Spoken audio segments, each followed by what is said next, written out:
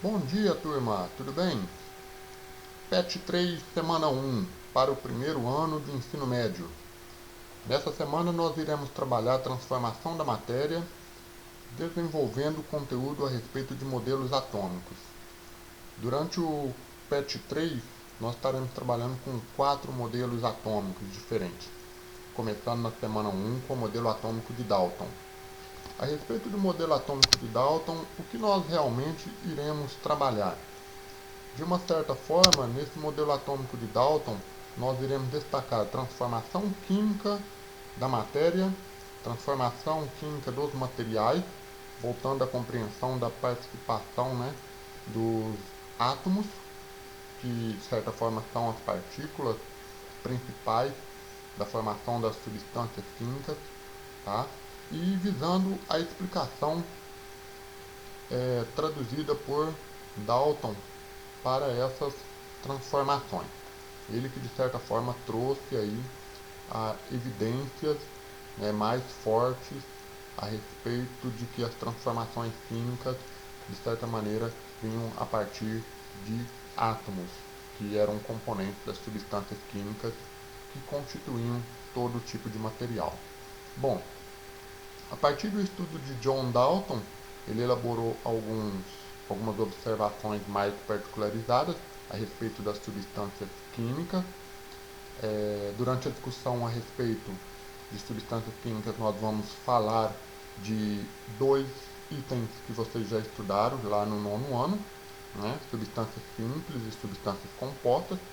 Então, de uma certa forma, nós vamos reintroduzir esses dois conceitos e trazer para vocês aí, possivelmente, as resoluções comentadas de exercícios dessa semana 1, tá certo? Essas atividades comentadas vão ser o palco do próximo vídeo, da nossa videoaula, ok? Então, no caso de hoje, nós traremos apenas o conteúdo que é necessário para desenvolver a resolução de cada um dos exercícios da semana 1, beleza? Então vamos lá.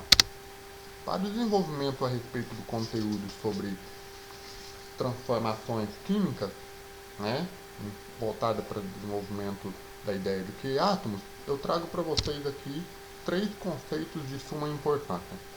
No início do conteúdo de química desse primeiro ano, eu trouxe para vocês a ideia do que era matéria, certo? Do que nós temos como corpo, do que nós temos como objeto. Aqui, de certa maneira, eu trago para vocês uma matéria que é encontrada na natureza, podemos rotular de pepita de ouro, né? De certa forma não é formada apenas por ouro, com certeza tem outros elementos envolvidos na composição dessa matéria, mas que parte do conteúdo dessa matéria é retirado por determinadas indústrias ou por determinadas empresas que trabalham na obtenção das barras de ouro, que não estão prontas para serem utilizadas, né? De uma certa forma, a partir das barras de ouro se produz objetos específicos feitos de ouro. Pois bem, à medida que você tem etapa por etapa, no caso matéria, corpo e objeto, você desenvolve transformações possíveis que essa matéria pode sofrer. Transformações físicas como aquecer, separar, aumentar o ponto de fusão, aumentar o ponto de ebulição, ou atingir esses pontos de fusão e ebulição, como a gente pode ver nas mudanças de estado físico, ou promover reações químicas com o uso de outras substâncias. Pois bem, de uma certa forma, é isso que se preocupa, a área da química, em estudar, a composição da matéria, verificando, por exemplo, particularidades como massa, volume e outras grandezas que já foram discutidas, no estudo das propriedades físicas e das propriedades químicas desses materiais, mas a química também se preocupa em compreender qual a composição química desses materiais e que transformações esses materiais podem sofrer. Materiais esses que podem ser encontrados na natureza ou que podem ser produzidos a partir de laboratórios. Beleza? Só que, para compreender melhor de que é feito essa matéria, sem mencionar apenas que são feitas de substâncias químicas, que podem ser simples ou compostas, nós estamos tentando aprofundar no quesito do que é feito essas substâncias. Daí surge, né, a palavra átomo.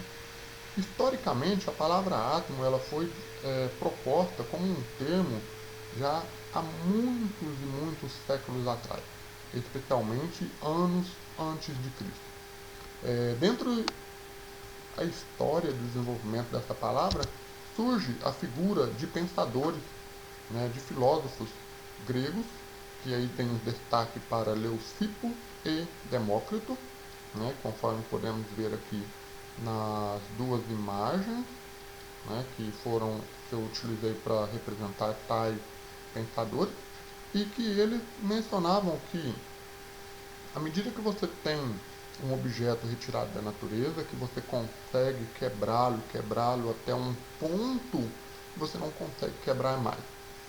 Esse ponto destacado do conhecimento que Leucipo e Demócrito desenvolveu a partir da compreensão do que é composto os materiais da natureza, eles chegaram a um termo que poderia resumir o que você não conseguiria quebrar mais. Esse termo eles deram nome como átomo. Mas qual o significado? Porque partindo de uma palavra grega, toda palavra grega tem um significado. A palavra átomo foi separada, né, pode ser separada, na verdade, em duas partes.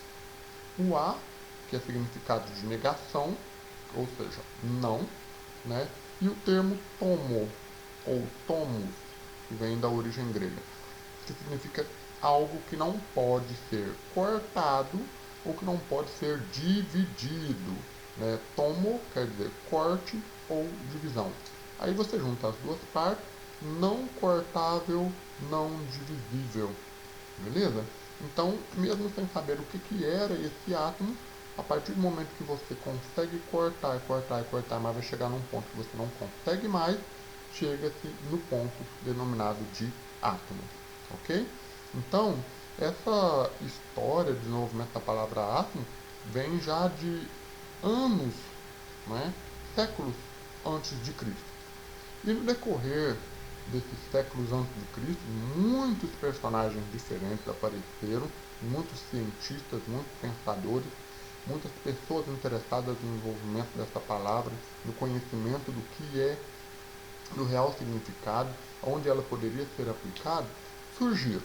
Mas, para o nosso caso, é bom que a gente apresente um breve histórico de quem realmente tem uma posição de destaque, uma posição de importância, uma posição de status no estudo dessa palavra, dessa partícula extremamente importante.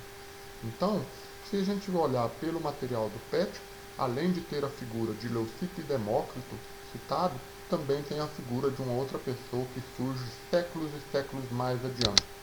Quem é essa pessoa?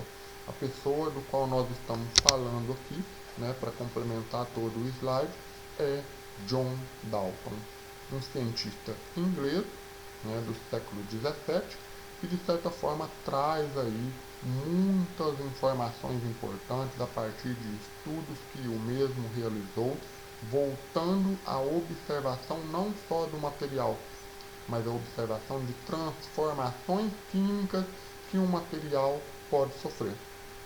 Se eu pegar uma pedrinha e usar o conceito de Demócrito e Leucipo, essa pedrinha eu quebro, desculpa a palavra, a repetição acaba mudando um pouquinho, mas eu vou quebrando até chegar a um ponto que é inquebrável. Né? Então é uma divisão, uma tentativa de divisão até um determinado ponto. No caso de John Dalton, ele traz as observações de transformações químicas.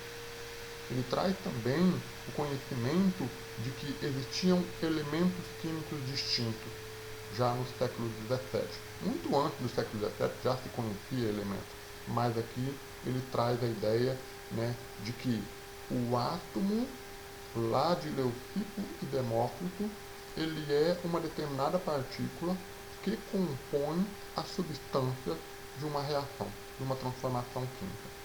Então, se a nossa matéria é feita de substâncias, essas substâncias são feitas de átomos, Então, logo, os átomos são extremamente importantes para compreender a matéria.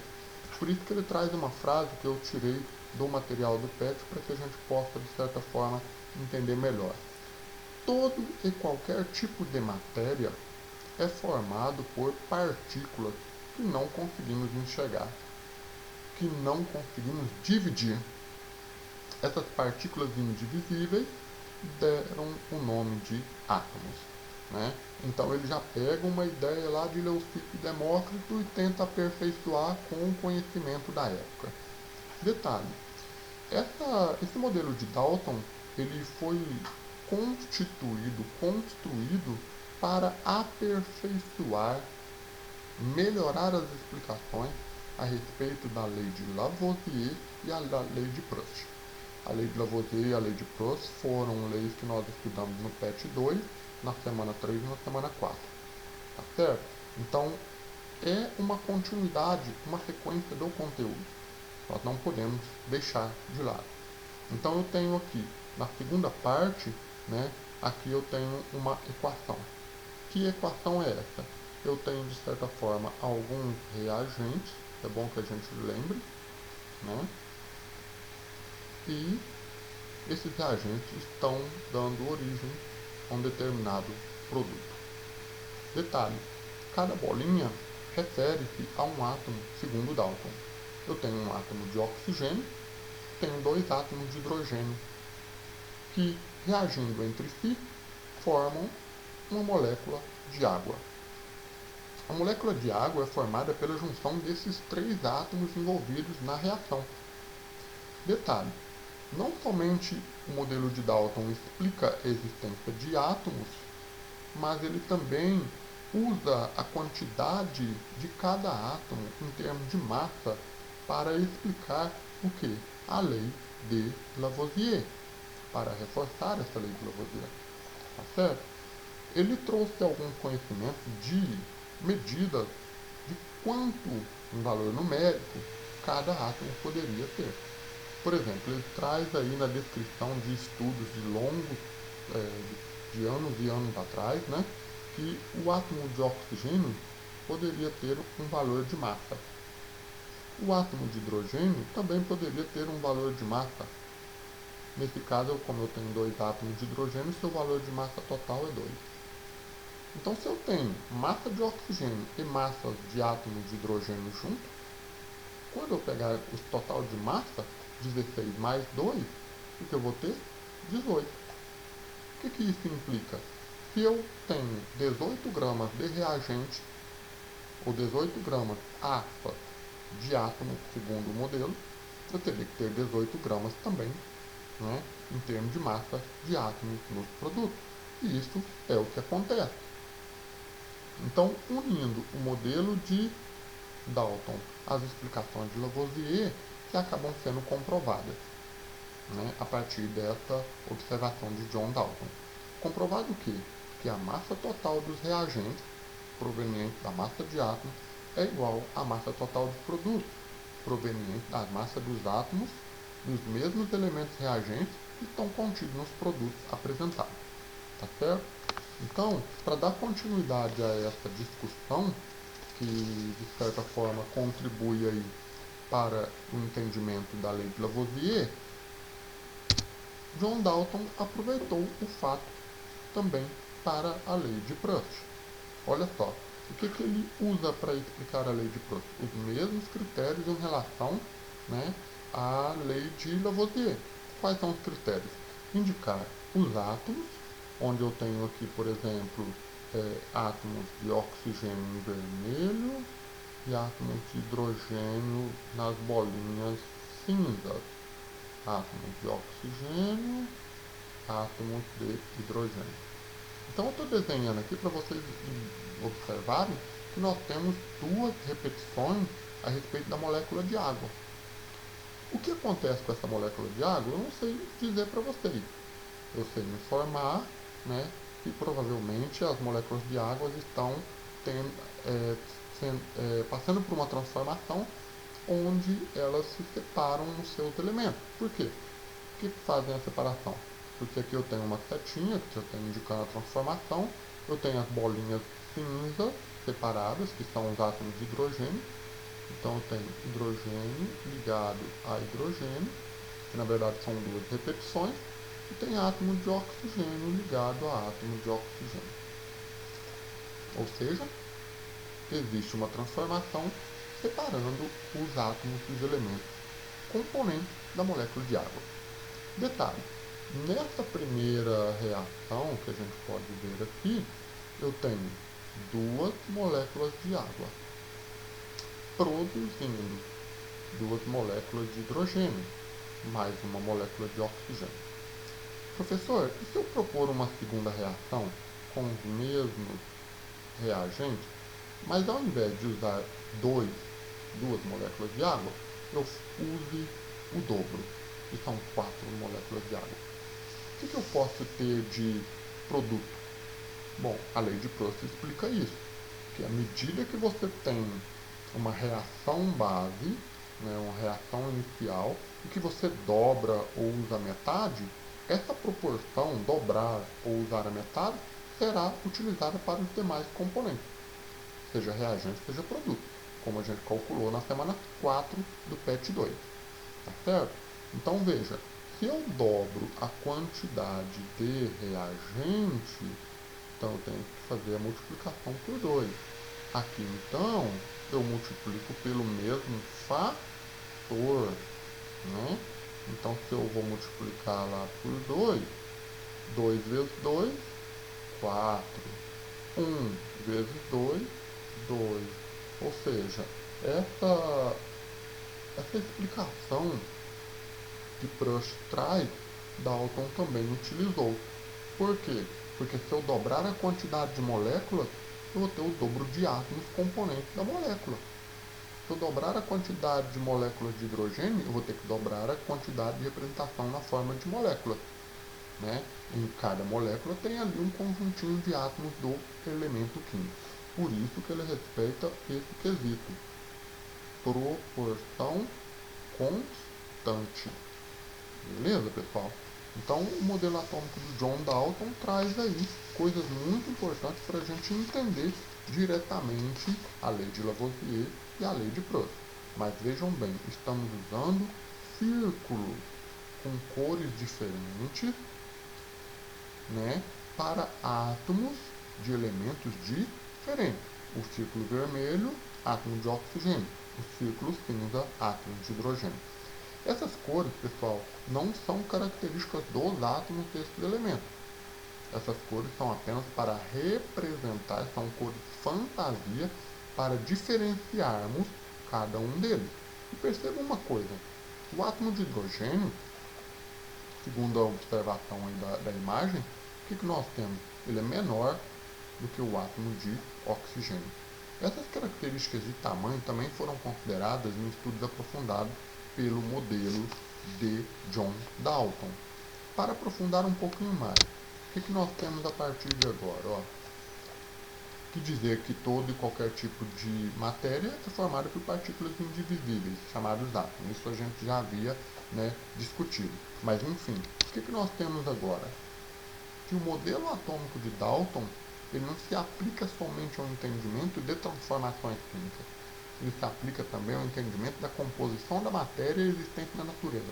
Se eu pegar, por exemplo, uma barrinha de ferro, né, ou lá um material que contém, por exemplo, ferro como matéria-prima, um minério de ferro, por exemplo, esse minério de ferro, no qual eu tirar um pedacinho dele, bem pequenininho, eu posso dizer que ele é constituído por átomos de ferro, e cada átomo é uma esfera, conforme o modelinho que está sendo apresentado, né? Uma esfera circular. Obviamente toda esfera é circular, eu estou sendo redundante ao falar isso, né? Mas eu vejo várias esferas. O grãozinho de átomo não é uma única esfera. O grãozinho de ferro, perdão, é formado por átomos diversos de ferro. Quando eu falo diversos, tem maior número possível, tá? Então, para Dalton, cada átomo seria uma partícula extremamente pequena. maciça, indivisível, e não teria o que? Uma carga elétrica, ele seria nêutron. O modelo atômico de Dalton, usando essas características, recebeu um nome diferente, mas representavam de origem, né, a partir da sua interpretação, do seu conhecimento. Quais os nomes? Modelo de bola de bilhar. O que é bola de bilhar? Bola de bilhar é aquela bolinha que a gente usa para brincar numa mesa de sinuca, ou modelo de bola de sinuca. Por quê? Porque quando a gente pega uma bola de sinuca, a gente sabe que ela é uma esfera maciça, né, de certa forma pesada, ela não se quebra facilmente na própria mesa, e outra coisa, em termos de carga elétrica, ela é neutra. Tá? Então guardem essas características do modelo atômico de Dalton. Esfera maciça, indivisível, carga neutra. Por que carga neutra? Porque no conteúdo a respeito de modelização vai surgir novos personagens extremamente importantes para o entendimento da composição da matéria que vão afirmar que o átomo possui algumas cargas elétricas.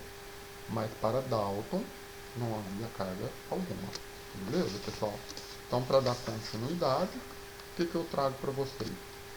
6 postulados importantes que Dalton deixou para compreendermos melhor a estrutura dos átomos quando eles estão participando das substâncias químicas. Quais são os comportamentos que eles possuem? Tá? São 6 postulados. Então vamos lá. Primeiro postulado. Todas as substâncias químicas são formadas por átomos. Vou pegar, por exemplo, cloreto de sódio, é formado por átomos. Vou pegar um ácido sulfúrico, formado por átomos. Vou pegar o oxigênio respirável do ar atmosférico, é formado por átomos. Vou pegar água, são formadas por átomos. Mas todos esses átomos têm essas características já citadas. São esféricos, vazios, indivisíveis e indestrutíveis.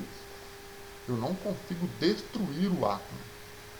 Se eu conseguisse destruir, aí eu teria uma característica destrutível. Mas qual a importância de destruir um átomo? Né? Então, Dalton interpretava dessa maneira. Ele é indestrutível. Segundo, átomos tendem a ter algumas características que é importante a gente diferenciar. Átomos do mesmo elemento químico. Por exemplo, átomos de oxigênio. O átomo 1 de oxigênio com o átomo 2 de oxigênio não tem diferença. Eles são basicamente o que? São iguais.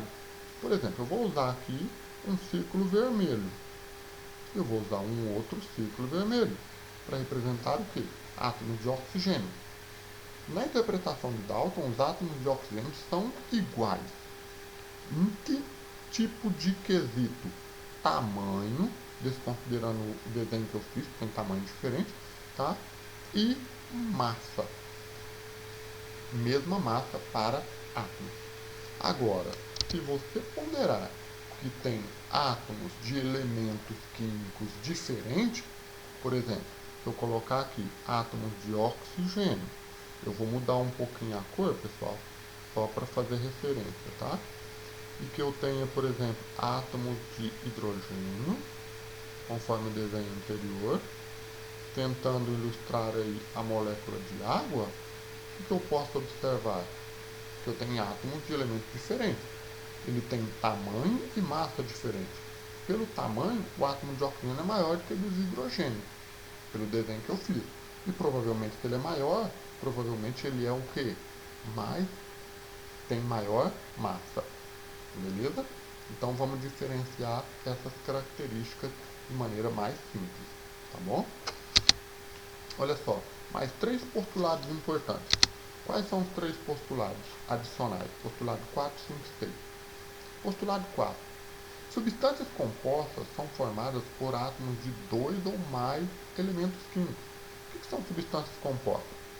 São aquelas substâncias formadas por átomos, né, de 2 ou mais elementos químicos.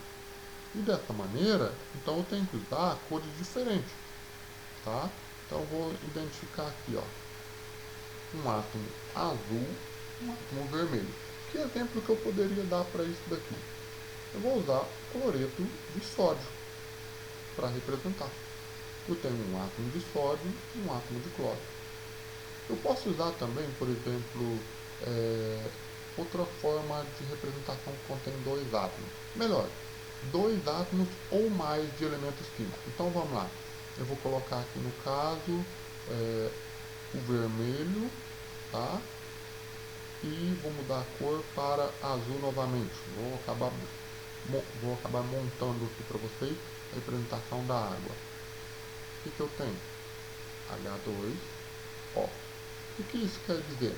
Eu tenho dois ou mais elementos químicos diferentes. Logo, esses átomos indicados formam substâncias compostas. Ok? Então vamos lá. Posicionamento 5. Átomos não são criados. Não existe uma fonte de criação. E esses átomos também não podem ser destruídos durante uma transformação química, durante uma transformação que uma matéria possui, né, lá um minério de ferro, um pedaço de metal qualquer, um pedaço de plástico, enfim. Os átomos que estão ali participando, eles não são destruídos. Eles são apenas rearranjados. Como assim rearranjados? Bom, então vamos dar uma ideia aqui. Eu vou pegar hidrogênio gasoso, átomos de hidrogênio gasoso, né, e átomos de oxigênio gasoso, eles vão reagir entre si. Para quê? Para formar água. Professor, eu vou destruir a molécula de H2, eu vou destruir a molécula de O2, que estão reagindo, para depois transformar em moléculas contendo dois átomos de hidrogênio e um átomo de oxigênio? É isso que acontece? Não. A reação química explicada por meio dos postulados de Dalton significa que esses átomos de hidrogênio eles se rearranjam para reagir com o oxigênio e formar a molécula de água. Então não há perda, destruição, criação de átomos. Eu não posso também, por exemplo, pegar átomos de um elemento químico, por exemplo, vou fazer uma coisa aqui. Vou pegar átomos de prata sólida, né, no estado sólido, e transformar, por exemplo, em ouro. Opa, desculpa, símbolo errado, vamos corrigir. No caso, o símbolo do ouro não é OU, né? Enganado aqui, AU, do elemento ouro.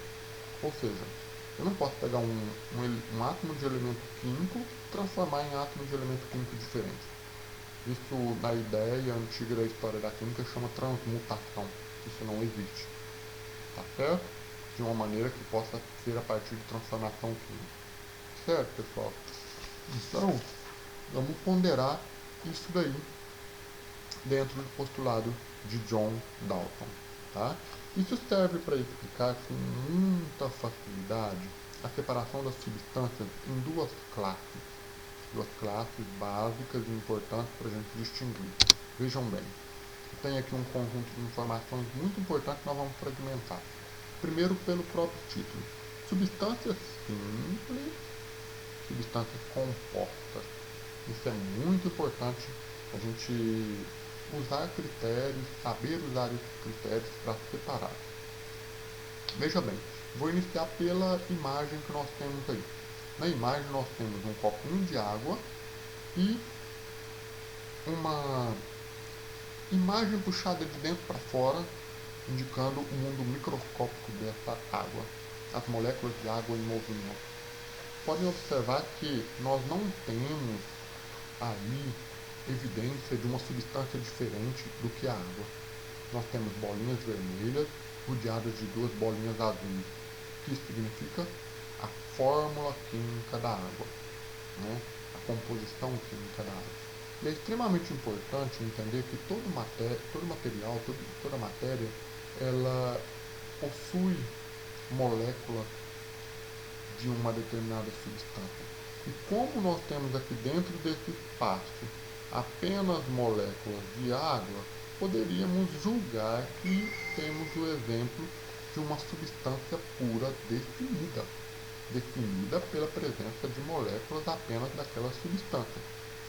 E que cada substância pode ser escrita usando o desenho das moléculas ou usando uma fórmula que a representa.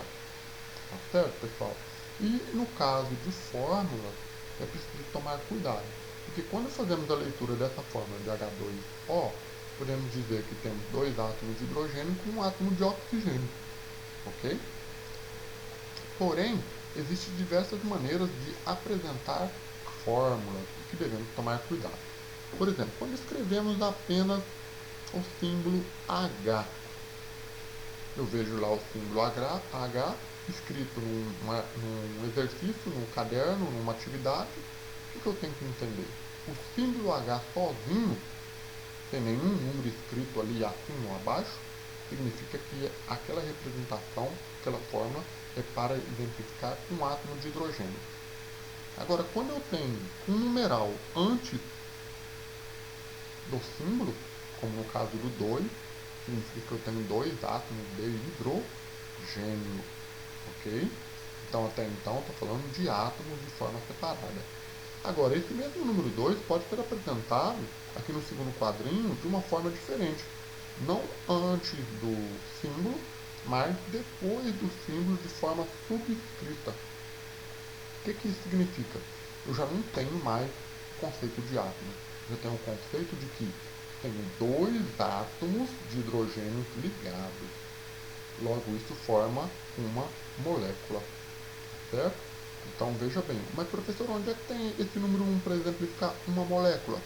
Esse número 1 não precisa aparecer, porque a simples presença da molécula escrita sozinha é indicativo que você tem ao menos uma molécula de tal substância.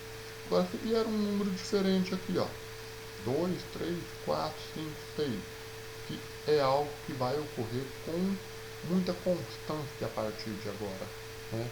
O que ele significa?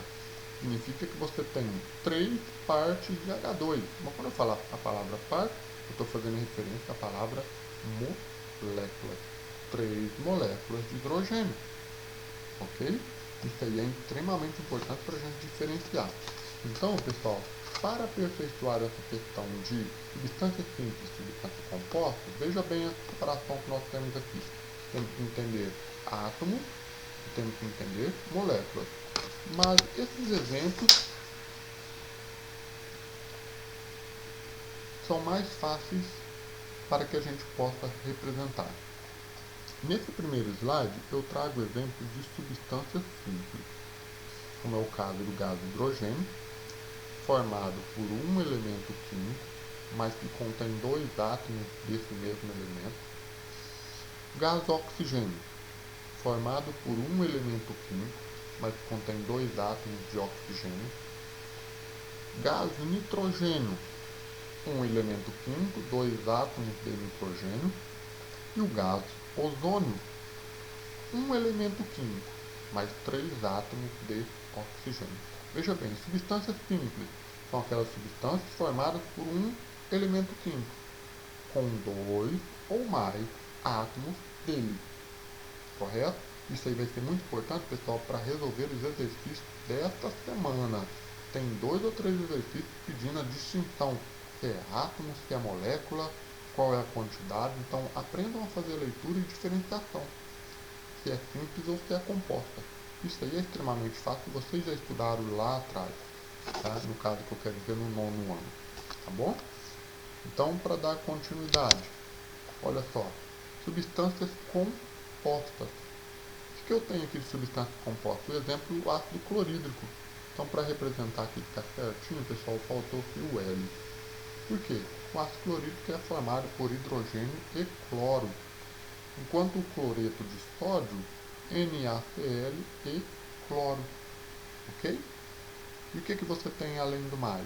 Nós temos o gás carbônico, formado de carbono e dois átomos de oxigênio. Ok? E a água para representar. O que eu tenho então para definir, pessoal? substâncias compostas são formadas por dois ou mais elementos químicos com quantidade de átomos variáveis, tá certo?